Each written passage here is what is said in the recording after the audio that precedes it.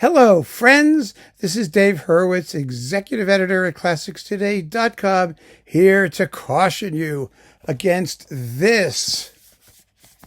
The boxed version of the Haydn London Quartet's atrocious, abysmal, disgusting Haydn Quartet cycle on not period instruments. I mean, they say they are, but nothing sounds like this ever.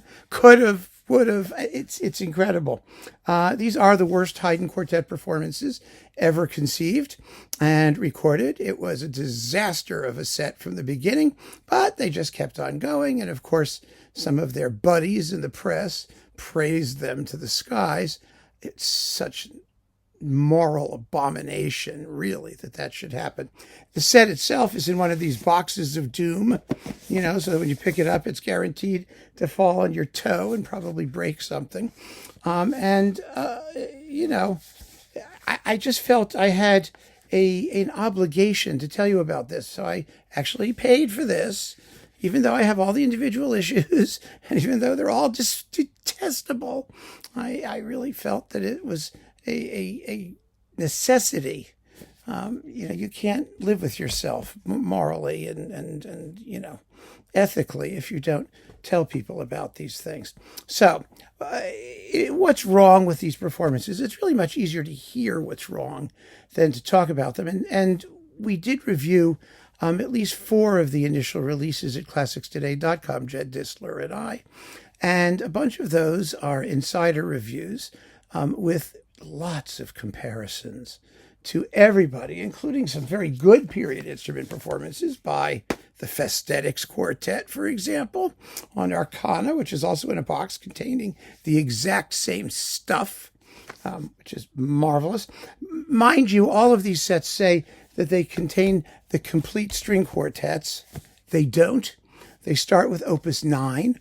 All of them omit the early Quartet Divertimenti, Opus 0 and 1 or whatever you call them, but there are 10 of those, and those aren't included. And they should have been, particularly if you're going to do period instruments. I mean, in all of these sets. You want to start with Opus 9, knock yourself out, but there are more Haydn quartets than that, and so your set is not complete. So let's be clear about that. But then there is the uniquely atrocious sound that these people make, and their awful interpretive decisions. It's just such a scandal.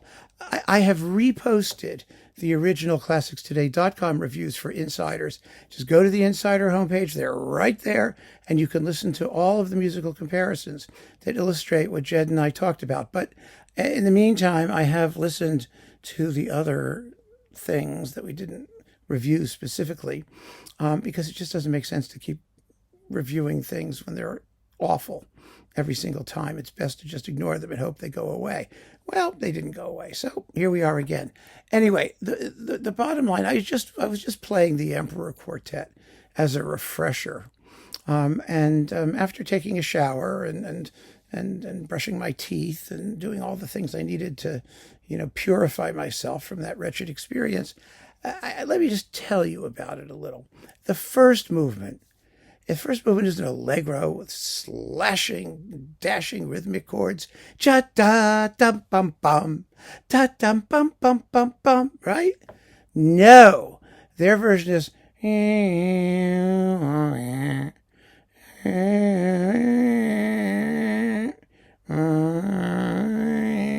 Okay? Get the idea?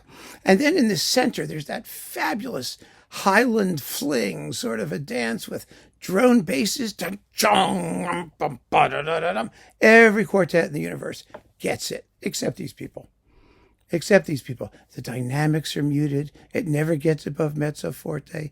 Those drone basses are the sforzandi, and all the accents are ignored, and so it's just...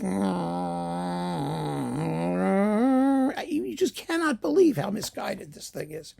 And the joke, of course, is that this is masquerading as something that period performers would do. Now, I have absolutely no doubt that many period performances of this music were just as bad as these were. You got a bunch of amateurs together, and they slogged through it and ignored half of what was written and had terrible personal performance mannerisms and iffy intonation and all of those things. I'm sure that was all the way it was. The difference is that these people are doing it on purpose. I mean, every horrid thing that they do is intentional. And when you add to that the incredibly dry sonics and the performance noises, they're sniffling and snuffling. Actually, it gets a little better as the cycle goes on. Maybe they noticed. I don't know.